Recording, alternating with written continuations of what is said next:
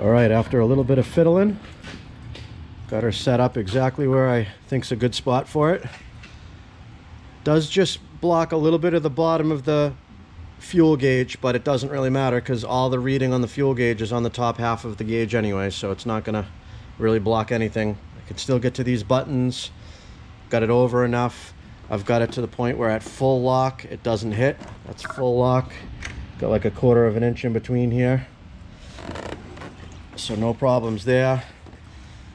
And sitting on the bike, I got it right at the right angle. Why is it not turning on? There we go.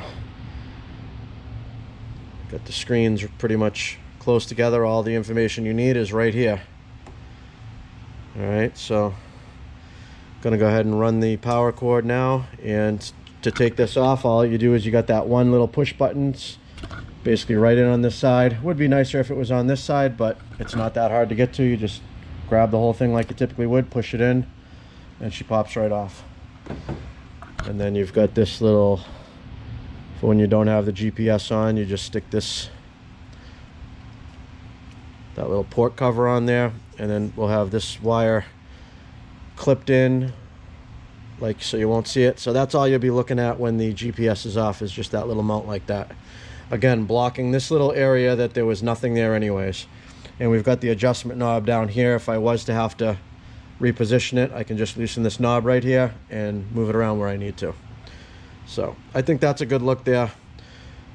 By the way, if you end up putting these screws in, make sure, I've ordered a couple of these GPSs before, and there was a time where I got screws that were just regular steel screws.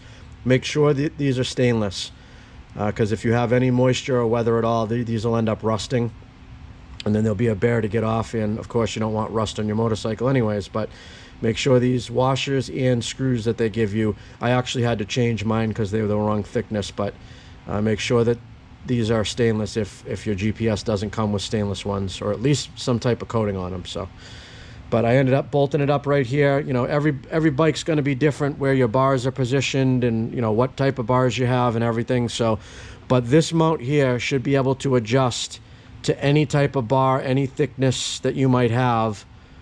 It has enough adjustment and flexibility where you could mount this GPS in that same location on your bike. So, and again, this cord is going to be tucked right in nice and tight like that, so it's not in the way of these buttons, so it doesn't change the way you use your bike at all. So I think that's a good sacrifice for having a GPS on there without having too much stuff all over the bike, and doesn't kill the look of the motorcycle. So all right, let's go ahead and take this fairing apart, and we'll run that cord.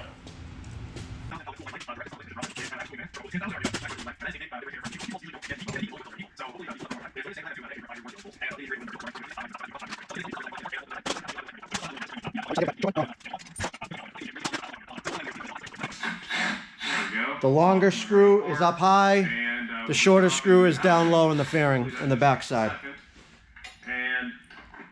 2 and 2 on either side. We're home free. Here we have our new, actually a very well used OEM fog light housing. So we're going to go ahead and install that. And these are the short ones up on the windshield, and then there's the one long one in the middle. So hopefully it's just a super easy install here as well. Now the whole fairing is loose. I think that's it. How's it look? Better? Oh, much better. Looks like a complete Take cord that out. one screw out, Okay, so and the whole fairing comes right off. tighten these down, and we'll start installing our new lights. This is the most Disconnect fun the job I've done headlight. in this sub yet. Everything else takes forever. And that's all there is to taking the fairing off. Even better, the fog light. All right, now you guys, depending on where you're going to plug in your power from, there are a couple of pigtails. Like there's one right here, I believe is accessory power. You've got another one here that goes to nowhere. You've got another one here that goes to nowhere. I believe one of them is for adding on heated grips. And then you've got other power for a bunch of different things. So what you add into your power, now you can go to Harley and actually get one of these pigtails so you can plug and play. That will plug right into one of these deals here, and then you've got two wires to splice into to get your power for your GPS. Myself, I'm actually going to modify and make my own little connector to pop into here because I don't want to cut the factory wiring. So I'm going to do a little testing and find out where I can get some power in here that's not going to affect anything.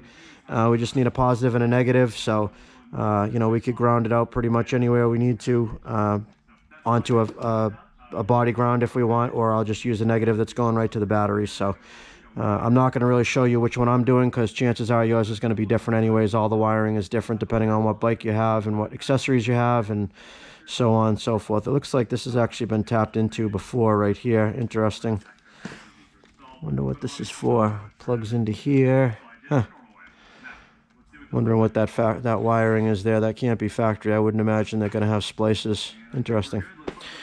All right, so again, you can, I'm not sure what the part number is. If I have time, I'll look it up, but there is a Harley pigtail you can get to just plug in and not have to worry about cutting into any factory wires. I would not suggest doing that.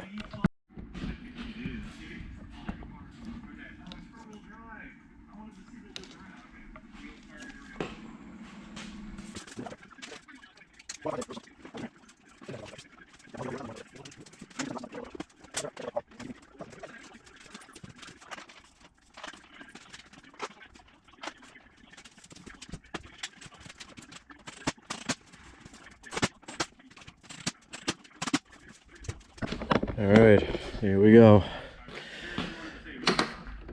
Fire it up. That should automatically turn on once it gets power.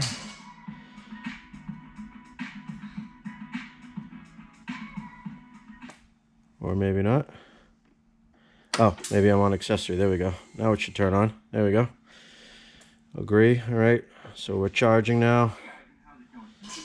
Looking good.